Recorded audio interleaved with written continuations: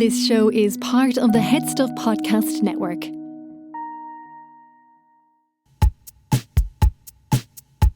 Lovely stuff. Yay, lovely, lovely. Tell you what, though, folks, that's bloody nice. That is bloody lovely. Lovely hollow. Lovely touch. Lovely hollow. Lovely touch. Are you ready? Are you ready for chat? Yes, I am. Oh, yes, yeah. so I am. Yes, I am. So I am. What is the crack, home jobbers? You're listening to The Lovely Show. with Kevin and Justine. Kevin and Justine. We need some, you know, the way like American radio hosts have like BB and the Bear. Yeah. Or like, you know, BJ and the Let's not have that. BJ and the lump sausage. Well, you have JK. JK. Just kidding. With KMG. Sounds like KPMG. It does, yeah. It's not cool. Well, what nicknames do I have? Staff infection. Staph infection in your ears. Hello, how are we? That's my main nickname. I tried to get a nickname going when I was in national school. Didn't work. I think it was Buster. Buster. Call me Buster, guys. My name's Buster now. And they were like, no, your name's Wanker. That's... I remember when we got our dog on the birth cert, it said their middle name was Buster. Buster Bunny Boy Buster Bunny Boy. was his middle name. Sounds like a porno Doesn't actor. it? Starring Buster Bunny Boy. But why did they even... The length of his middle name. Buster Bunny was the little blue bunny in Tiny Toons. Okay. I always was thinking of the Bugs fucking... Bunny's nephew. The Bunny Boiler was always what came to Bunny mind for Boiler, me. yeah. Good Well, Lord. it was an amazing week for Ireland, not truly. only in terms of sport, but even for the likes of me who has no interest in sport. I could not be infected by the infectious joy spread across the country from a little place called Mayonnaise. It was one of the best All-Ireland finals in a long, A real long time. Davy and Goliath. I'll tell you, it was honestly one of the most exciting games I've watched of a final in a long time, because it's the fucking underdog story all over again. Kerry going in thinking they had it in the bag. Yeah, they were the giant, Yeah. and Mayo were the little boy with the slingshot. Or Cuchulainn against the big dog. Yeah. In fact, I think, isn't there a big Irish wolfhound on the Kerry symbol? Is that true? I mean, it looks a bit like a... Is there an Irish wolfhound on the Kerry? I want to say there is. Check that there. Or maybe now. that's just Ireland in general. I mean, it is on new passports. I was holding out. My passport expired and I knew that a new passport was coming out with an Irish wolfhound on it. And I fucking didn't get it. I was too early. Should have So gone in I there. want that. I want an Irish wolfhound on my passport. Well, Mayo came, but they didn't come to play, even though they technically did come to play. But they didn't come to mess around. They did not. They came to play hard, play fast, and play ball. They came to win. And they bloody did. They got rid of the curse. And all the naysayers. The curse be damned. Curse be damned. All the naysayers. What are you saying now? There was an amazing commentary from the Midwest FM, Outstanding. and it was, oh my God. It was outstanding because then that clip was put online to like people around the world who have no idea what the GAA is, and they were watching it being like, I have no idea what this is, but I'm obsessed. why is this man losing his absolute mind? And I saw someone comment saying, this is how Ireland decides their favourite condiment. And I thought that is the most perfect response. Mayo! Mustard! Oh, red sauce! Mayo are back! Mayo are back, baby! Honestly felt like a dream. And I'm not from Mayo, obviously. So even for, I think, 31 counties in Ireland were rooting for Mayo that whole match. And it was touch and go at times. Good Lord, it was. And they stuck it out. And then to get that final point at the very end was pure poetry. Ryan O'Donoghue, absolutely deserved man of the match. He was a wild man on the pitch that day. I've got a clip from Midwest Radio here. There's 30 seconds to go. Go to the corner. Hold on to Right it. into the rest of the Hold ball. on to it. Right into the Hold rest of the on ball. to it. We're 45 yards from the county goal. 45 yards. He's got Tommy Conroy. Tommy Conroy's in for the goal. He's got Kobe. Yeah! Tommy Conroy. Outstanding. Oh my God. He sent it over the top. Delirium. It's over. There's 30 seconds. There's 5 seconds to go. He has it. Mayo is on the play. Take the referee. It's Grown men perfection. screaming. Perfection. The famine is over. Famine is over. Speed times. Hit the nuclear button. The curse is over. The curse be damned. They hit the nuclear button. Mayo is bringing the summer home. I've never felt such joy from watching another person so happy. It was glorious. I don't know if we'll ever have a moment like that again for a long time. Well, I got a little conspiracy theory for you, honey bunch. All right, Buster Bunny. Put on your tinfoil hat, folks, because Let's get I into got a it. conspiracy theory. So, have you noticed that every time Donald Trump shows an interest in a sporting team and goes to a match, they get destroyed? So, he went to the Knicks game. They were having a great run. They were Yeah. bet. Right. He went to the Ryder Cup, USA versus Europe. Guess who won? Not USA. Yeah. Europe. Everyone's real sad about that. Then America was having arguably the best World Cup they've had in decades. He goes, I might try out a game myself. Yeah. I might actually intervene in a game and overthrow a decision Might made just by a change the referee. rules. Yes. Might just I may as well. might just put a Get player, take a involved. player off the bench, put him back on. Next match, destroyed. The player plays worse than he's played all year. Can you tell me where Joe Biden's family is from? They're from Mayo. They're from Mayo. They're from They're Mayo. Ballina boys. Ah. I think a crafty little Mayo lad sent like a Kerry jersey to Washington DC to Trump's house. Yeah. He opens up, oh, what's this?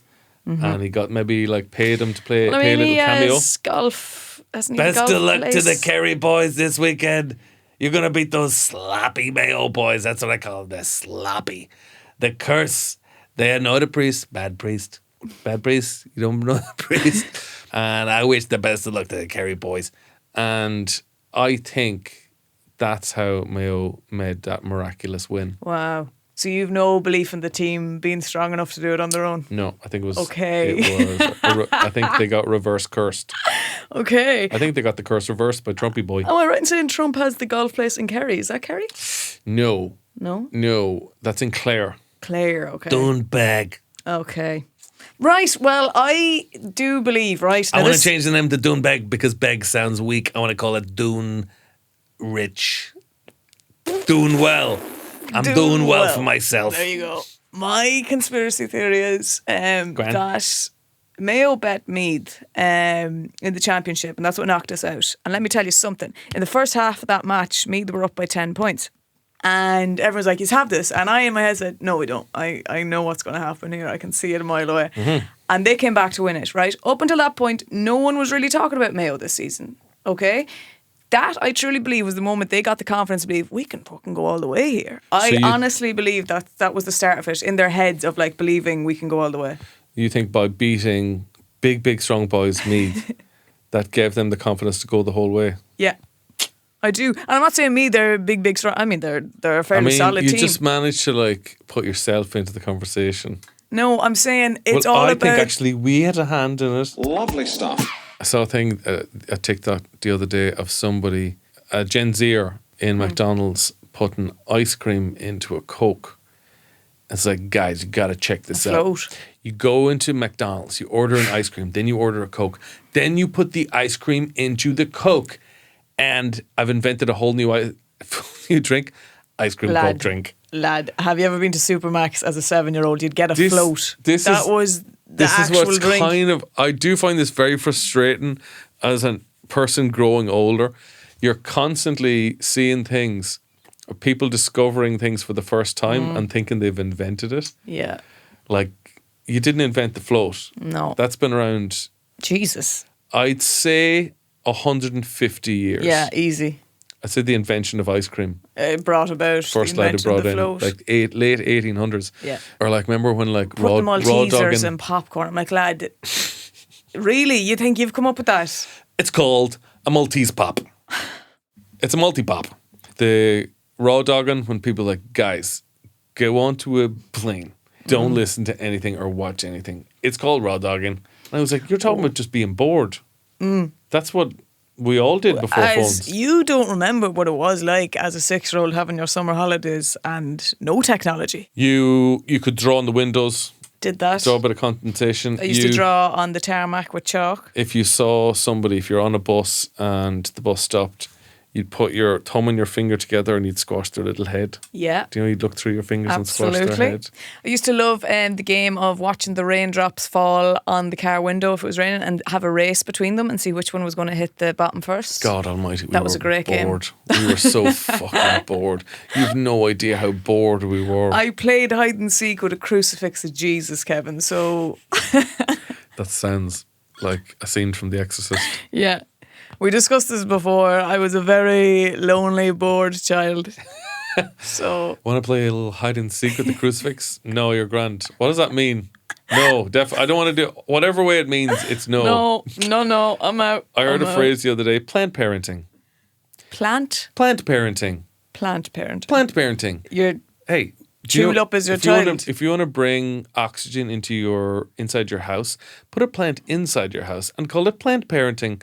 You're talking about having a plant. Yeah. We don't need a term We don't for need that. a term for every We're getting fucking too... thing. I'm telling you, people are getting too caught up in needing a definition for everything. In my day, raw dogging was when you'd have sex with a woman with no condom. It's still, in my day, what I refer to it as. You needn't be giving me new terms for being bored. That term already exists. It's earned its right to be called that. We've had that for years. Plant parenting was when you had a hire company for diggers. Yes. Absolutely. I think Justin Stafford Plant Hire.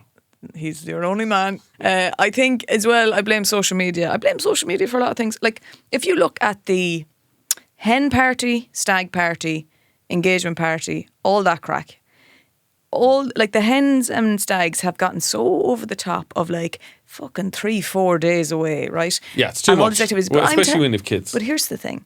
I don't think any Here's of that. the thing. Here's the thing. I don't believe any of that stuff would have progressed to what it is if people weren't posting about it on social media and seeing it. If you went on a hen, right? If I was organised my hen and said no one here is allowed to have a camera or take videos or do anything, what would you actually want to do? What would you actually want to do? As opposed to have it as, well, we got to get everyone in a matching pink dress for day 2. Right. I think the internet has ruined that whole It's concept. kind of ruined everything. It's ruined everything. It's ruined everything. everything. It's ruined concerts. Yeah. It's ruined festivals. It's ruined events, like even sporting events. It's ruined how you feel about yourself. It's ruined your self-confidence. It's Jesus. ruined bullying. Yeah. I remember people would Bullying. say stuff to my face. Say it to my face. No, I'd actually just prefer to like tweet about you online. Yeah. The best way to avoid a bully is you look around corners and then you see him there. Or pretend you're sick and not come to the school There for a you week. go. He's like, drat. Justine's not here. I had Dag real good, nabbit. real good slag for her today. But now you can just sort of leave a message. Even perverts, like in my day, if you were to be a pervert, you had to be dedicated. My friends were telling me about a lad who would walk down to the school. He'd walk down to the bus stop and the kids would go by in the bus and he'd flash the bus. Yeah. That lad was getting up at 8:30 every morning. Maybe earlier, Justine, if you wanted to have his breakfast. Oh, this is it, yeah. He'd get up early, just the way Leo Varadkar says he only respects people who get up early in the morning. Wow. So technically, He respects, he respects- a pervert. and this dedicated pervert would wash his teeth. He'd get on his lovely long brown coat, yeah, take probably. off his trousers, Ironed it that night and all. ironed that night, take off his trousers, put on his boots, and he'd head down. He'd wait for the bus. Sometimes it was late. Yeah. And the bus would go by, he'd give it a flash, and he'd head back up and continue on with his day. Now perverts can sit at home on the computer, looking up things Yeah. and leaving abusive messages. Lazy Lazy. perverts, Justine. No, it's... They want everything handed to them. completely. That's the problem now with the perverts. That's my only issue with the perverts now. Lovely stuff. This story scared the absolute poop out of me. Try not to curse. Good man. Um, on the radio at the minute. Guests find holiday home owner hiding in the crawl space in Wexford. This is the thing that would give me nightmares. Is it called frogging? Oh, there's a term for that There's a now term too. for this now Of too. course there is. So on Saturday night, my partner, 2 children aged 12 and 5, and I stayed in a holiday home in Wexford. It sounds lovely. Strawberries. Trees. Yeah. Mountain tops. Beautiful. Streams. Yeah. People living in walls. I didn't order that. Didn't sign up for this. So it was advertised having the entire property to ourselves. On arrival, to collect the key code for the lockbox, we asked the owner whether he would be at the property later. He told us he would not be there. When we returned to the property... And a wink. He gave an audible... I'll not be there. It was an audible wink. He told us, no, not at all. The place is for yourselves. When we returned to the property later that night, we discovered the owner hiding behind a makeshift partition wall inside the house in the dark. We immediately contacted the guards. Following the incident, left the property and relocated to a relative's home for the remainder of the night. The experience was extremely frightening and has left both the adults and children deeply shaken. I'm sharing this so others can be informed. Make informed decisions when booking accommodation. I've retained photographs of the listing and the partition wall, and I've reported this to the Gardaí. That is horrifying. Check out the partition wall. So holy God! It's not exactly like a hidden. No, it's not like a hidden door. No, it's like a really rough looking slit in the wall with bolts. It's as if there was a sort of crevice in the wall or I don't know what the fuck you called it. And he just put up two big boards and left enough of a gap for a human being to slip through. He may as well have hid under a coat in the corner. It is deplorable that he thought no one will notice that. Now, I wonder what his motivation was. Was his motivation purely like, I love to rent out my house, but I still need somewhere to live? Or is it like... Creepy. Is it creepy? Yeah. I mean, now, either is bad. He came out afterwards and said, it was a big rigmarole over nothing. And you're like, lad, it's really not. I don't see what the big deal is. Thing is, could you be quiet enough to not be heard Absolutely for not. 2 days? Not a chance in hell. How did you snore? Yeah, and I fart in my sleep as well, without a doubt. So even when I'm unconscious, the odds are against me. You're making noise anyway. Yeah, whether I want it or not. Especially after a bang bang. Come on. You're going to be bang banging. So not a chance. I would not be in any way. Like, where are you going? To the toilet? It doesn't bear thinking about, Kevin. It's not worth... in that wall. It's not worth the couple of €100 you're going to get. No. But also, how did you think that wouldn't be found out? It was such... It's... I bet in his head he was thinking like, okay, I'm going to design something here. So I'm going to... If you pull this chandelier... then a magical wall will open up. And at the end of the day, you're like, fuck, just plywood. Just paint a bit of plywood. Like, couldn't be arsed. Like. Stick a curtain over it or something. Can you imagine the moment where you opened up the partition to find him? How did he handle that? Like... Oh, how are you? What are you doing? Is this an issue? I thought I could just sleep here. Oh, okay. Well, I mean, Jesus Christ. What are you getting your bags for? All right. Fine. All right. You're full of airs and graces, huh? Not much thanks, is there? Queen Elizabeth II, is it? Could you leave me a drop of that milk? Actually, I didn't get down to the shops. Do you mind emptying this bucket? Are you going to the Jacks? Just empty that bucket for me there, good man. Lovely stuff. Did you see this thing about a New York sculptor spent $100,000 to make a Charlie Kirk statue, and now he's annoyed because nobody wants to buy it off him. He's furious. He spent $100,000 of his own money to build a life-size statue of Charlie Kirk, holding the microphone, probably debating a 19-year-old girl. Mm-hmm. Oh, he's from Italy. Sergio Fornari, originally from Italy, had hoped the statue of the deceased far-right activist, which he intends to display in Times Square, would raise millions of dollars.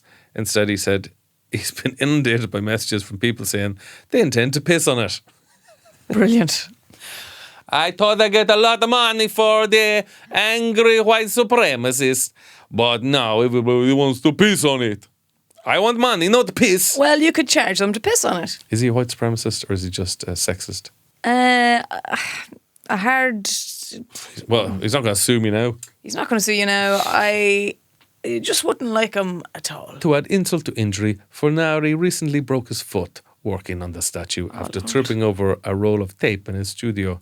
Is it cursed? Maybe. I don't know, he told The Guardian. Do we have a picture of the statue? Oh, yeah. I mean, it's better than... The waxworks in Dublin? It's not as good as the Joe Dolan statue in Mullingar. No, it's definitely not. He's holding a microphone. His face likeness isn't that bad, but he's holding a microphone in a weird way. But someone might pay big money to destroy it. I mean, not 100k. No, baby. that's an awful lot now to... I think he would have been better off doing a second Joe Dolan statue. You would have got a bit of money for that. Oh, yeah, he's definitely racist. I'm just looking at this here. Oh, God.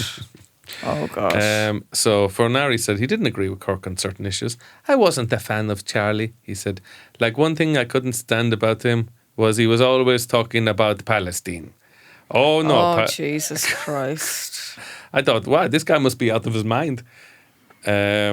Also, he was saying, why am I making the statue? The same reason why Michelangelo did the Pieta, or Michelangelo did the David, or the Leonardo da Vinci painted the Mona Lisa. Why? Just to commemorate a moment, you know, a person. If you did any kind of art history, you'd know that all of those things were commissioned. The lads got paid big bucks, baby. Before. They got paid that before. The Medicis were fucking throwing money at artists. Good to make Lord. cool things. Why? We need a Lorenzo de Medici to make a Charlie Kirk statue. What you need is a racist Lorenzo de Medici. Or an incel. Incel, that's a good place to start. We need just loads of millionaire incels. Surely Musk could buy that. Yeah. I saw they're re-releasing La La Land for the 10th anniversary in cinemas, right? But what they've done, and I don't agree with it, they've corrected Ryan Gosling's hand in the poster.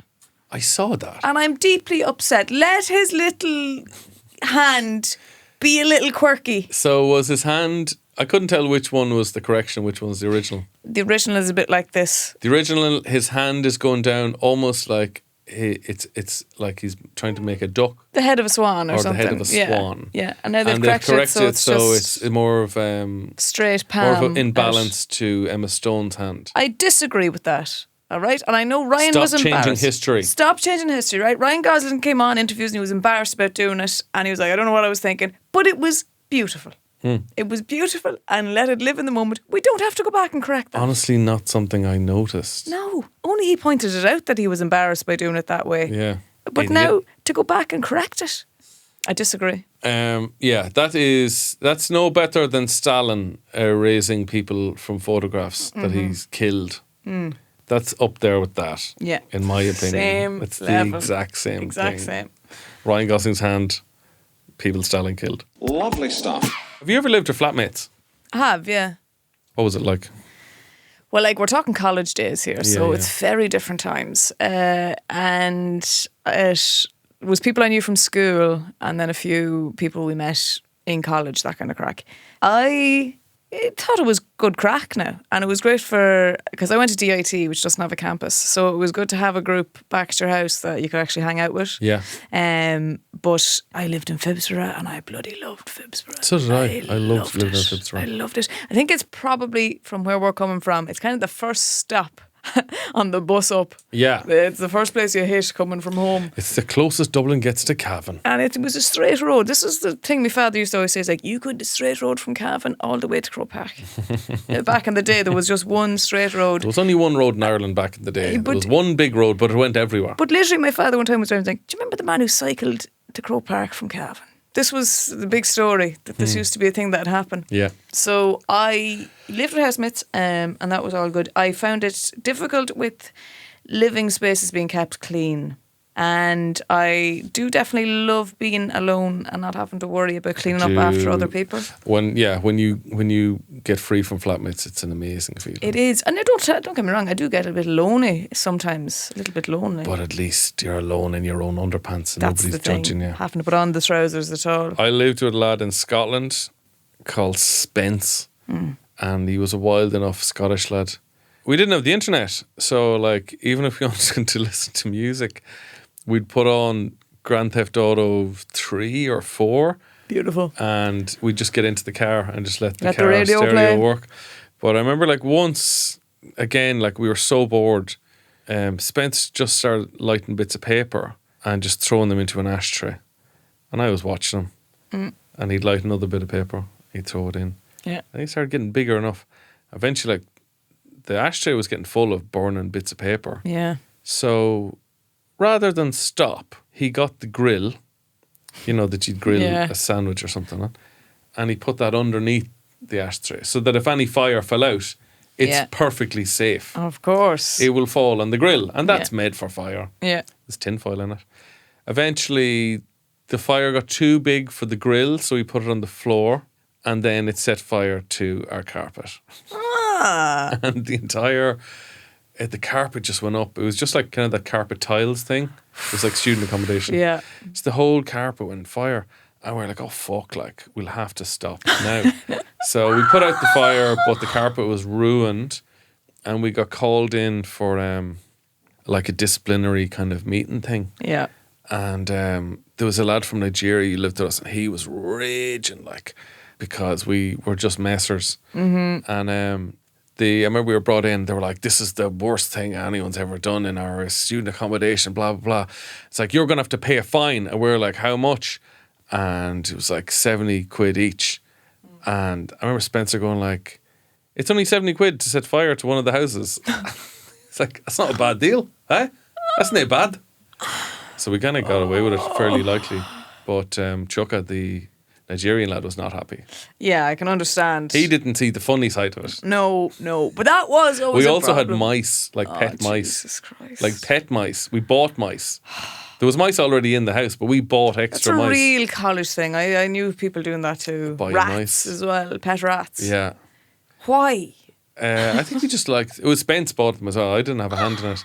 But he came home with a fucking load of mice, and if there was people over, he like wouldn't tell them about them, and he'd just let them out. And the mice would run up and down the couches and everything. Good God. Yeah, there was a really college thing of people always bought hamsters as well. I don't understand why. You're not in a position to mind, Anthony. No. You're barely minding yourself. Jesus Christ. Eating spaghetti every day. Yeah, but it was always a problem when you'd have like an exam or something and the rest of the house is going out that night and coming in at 3 or 4 in the morning. That was definitely tricky. Yeah. I did see a wonderful video someone posted online. It really spoke to me. It's like a fella and he's just like, if I was a bit younger and a bit drunker, you'd be coming home with me.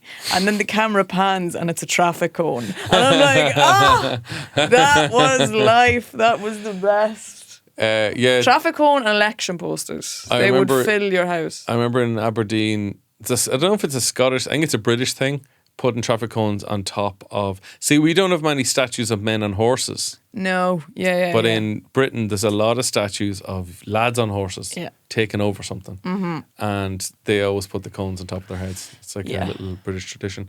I remember coming home one night. I don't know if I told you a story. I was living with 2 lads and I came home one night and I got into bed and there was a pig's head in my bed. Oh. Yeah, like a real dead pig's head in my bed, and I freaked out. Yeah, naturally. I went into my flatmate Aidan. I was like, "What the fuck? It's fucking what? Why is there a pig's head on my bed?" And he was like, "Oh, your mate Alan just came by and said, is it all right to put this in your bed?" And I'm like, why didn't you stop him? He's like, "What am I supposed to say?" I was like, "I'm not going to stop him. Man's got a pig's head. He's fairly determined." And I for ages, I'd like, I have to get Alan back. Because I felt it came from nowhere. Yeah. And I asked him a couple of years later, I was like, "Oh man, I still have to get you back." And he was like, "No, that was me getting you back." And I was like, "Why? What did I do?" He said, "We were at a party and you just kept kissing me in the mouth." Because I think you did it once and I pulled away. And then you're like, "Oh, he doesn't like this." So he said, "You just literally spent the whole night kissing me in the mouth against my will." Oh, good That's why Christ. he went to a butcher's, got a pig's head, drove up from Cavan and put it in my bed. Wow, the dedication. That's dedication. Yeah, he's a he's good put in the he's a effort. dedicated prankster, in fairness to him. And what's the time period between those two things happening? How long did he wait? I'm honestly not sure because I don't even remember for that? kissing him. Jesus. Yeah, you missed the crack though. Oh, I bloody do miss the crack. Good Lord. And, wondering, will I have enough money for food this week? Oh, It's great crack. the student days now, they were a different time. People used to then be taking toilet rolls from the college to bring home. Yeah. That kind of crack. I used to get mine from, there was a Spud restaurant, and it was a Spud cafe really, and all they did was baked potatoes, like baked potato with corn, baked potato with tuna, baked potato mayonnaise, anything. And they had like normal sized toilet rolls, and I used to get them from there. Oh, we got the big industrial size fella. Once I used The blue one. no once once I used antibacterial wipes, Yeah. and holy Jesus, Oh, yeah. No, you'll not sit for a week. fire in the hole, baby. Yeah. Yeah. That'll was- wake you up. Vesuvius butt. Mm-hmm. Well, that's it for this week, folks. This has been a lovely show. You've been lovely. As ever. And look I hope you're all still celebrating Mayo's big win. Long may it continue. Long may it continue, the green And red of Mayo. You've been lovely. We've been lovely. We'll see you all next week. Good luck. Good luck.